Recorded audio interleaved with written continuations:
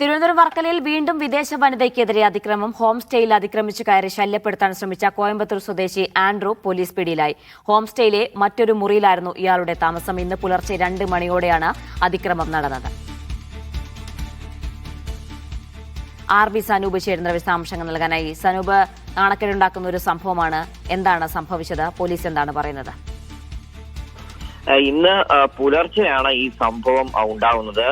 ഈ വിദേശ വനിതയെ അതിനോടൊപ്പം തന്നെ ഈ പ്രതിയും താമസിച്ചിരുന്നത് ഒരേ ഹോം സ്റ്റേയിൽ തന്നെയായിരുന്നു. അവിടെ വെച്ചാണ് ഈ സംഭവം ഉണ്ടാകുന്നത്. ഈ ഒപ്പമുണ്ടായിരുന്ന ആളുകൾ പുറത്തേക്ക് പോയ സമയത്താണ് മുറിയുടെ വാതിലിന്റെ ലോക്ക് ചെയ്തിട്ടില്ല എന്ന് മനസ്സിലാക്കി പ്രതി ഈ വിദേശ വനിത താമസിച്ചിരുന്ന മുറിയിലേക്ക് അതിക്രമിച്ച് കയറിയത്.